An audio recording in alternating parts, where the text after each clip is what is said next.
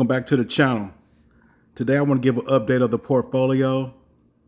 I sold about half of the portfolio, and the reason being is because I'm just caught in a dilemma. I live a pretty much debt-free life, and I just can't fathom this margin debt. So I want more income, but I don't want margin debt, and I want less holdings. My dream portfolio back about 3, 4, 5 years ago was JEPI, JEPQ, and SCHD. Those three ETFs. That was my dream portfolio back then. But I was so caught up on all the Lockheed Martin and Altria and O and AbbVie. I was caught up in all these individual stocks. I never could pull the trigger on those three ETFs. Even though I owned them, I didn't own them solely those three. So I'm kind of in that same predicament now. I have 13 holdings. I had 25. I'm down to 13. And I would like to be down to 6, maybe. The three NEOS funds, SPYI, QQQI, IWMI, because they're indexes. And then YBTC for the weekly income on Bitcoin.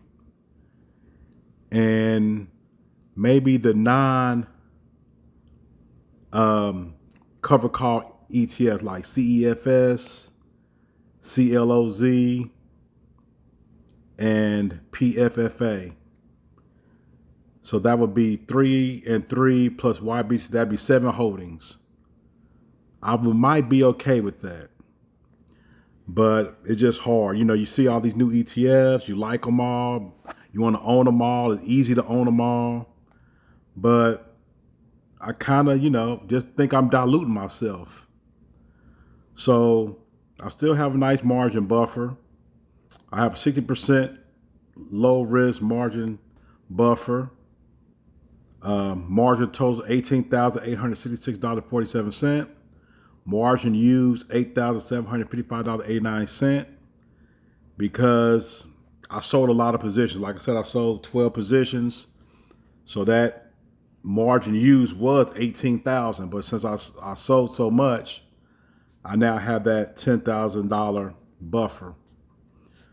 So the holdings that I still have are CEFS, CHPY, CLOZ, GPTY, IWMI, LFGY, Maine, which I tried to sell the other day, but I think my average price was like $57. Yeah, $57.18, and it was $55 when I was making this change.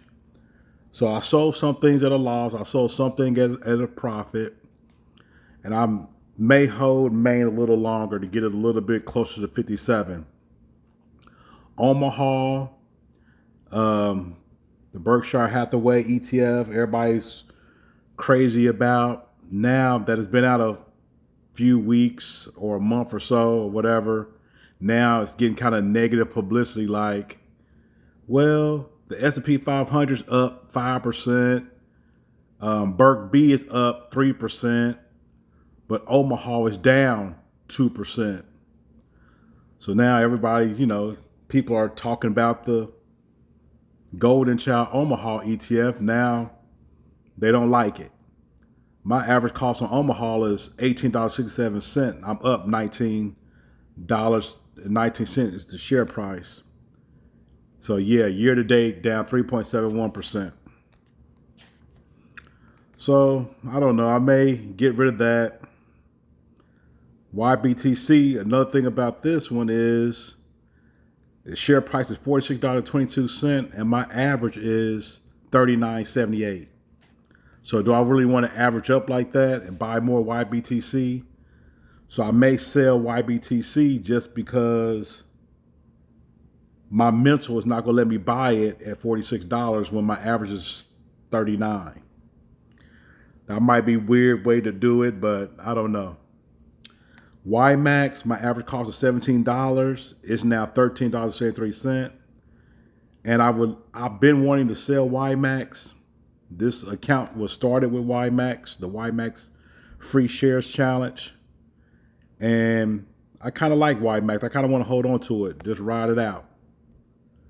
So let me know in the comments what you think. Should I use the margin that I have, max it back out, get my income up, and don't worry about the debt? Should I sell some more holdings? Should I add more holdings back up to 25? Let me know in the comments. I'm going to be doing another video on my Roth IRA and my managed Roth IRA that Robinhood has, and a couple of new videos I'm going to do later on this week. So stay tuned for those, and thanks for watching.